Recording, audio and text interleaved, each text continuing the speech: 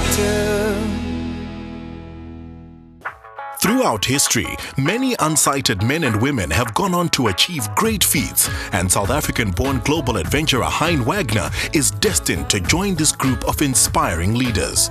Despite being blind from birth, Hein's love of adventure and adrenaline means that he lives larger than most. As a blind person, I always felt I'm on stage all the time. People are watching me, is he going to make a mistake? But a big influence in my young life was my dad in a way, because I think he made it a bit difficult for me in the sense that he wanted me to know that it's going to be hard out there, be independent, So I'm very grateful to my folks, both of them.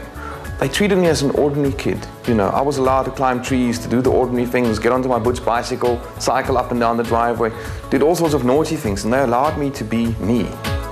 In 2009, Hein married the love of his life, Melindy. We actually met on the way to Grahamstown.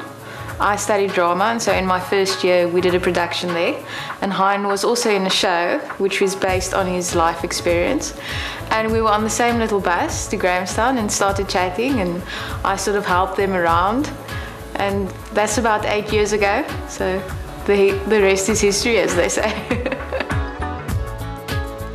It's definitely changed the way I look at the world, because now suddenly you have to take note, because I describe everything to Hein.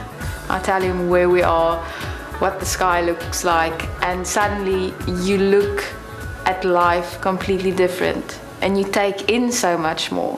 Whether he's taking to the skies or testing himself on rugged terrain, when it comes to pushing himself physically, Hein literally sees no limits. I enjoy adventure because for me, it's a sense of freedom. If you go out in the outdoors and get onto the mountain bike or even skydiving. I remember the first time I did a free fall. It was absolutely incredible. And jumping out the plane, that free fall was just, I think it was the closest I ever came to seeing, because it's an absolute sense of freedom. And I guess I'm a little bit addicted to adrenaline. It replaces that sense of sight, in a way. I do get nervous, but actually I have a very strong belief in what he's able to achieve. So I try to support him 100%. When it came to the epic, I actually said, this is your decision. You have to decide if this is something you want to do, because I will be 100% behind you and support you. And it was so great being a part of that whole experience, but not being on the bike. Day one on the epic, on one particular bridge, the bike got stuck and we fell over, ended up in a dry riverbed with the bike on top of us. Just perfectly timed it in front of the cameras.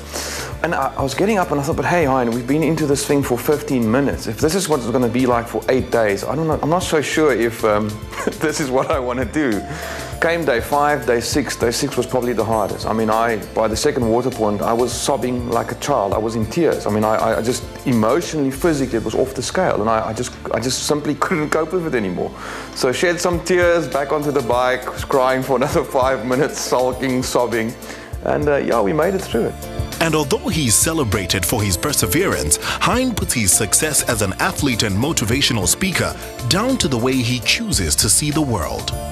Having vision doesn't mean necessarily you have to have sight.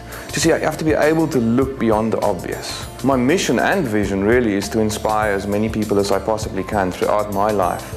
By living an inspiring life, by doing things and challenging people and say, but hey, don't accept your circumstances and get them to live fulfilling lives themselves. And it's totally doable. You just have to put your mind to it and get out and get up and do it.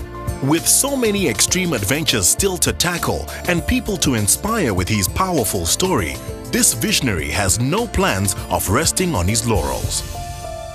Hello, doctor.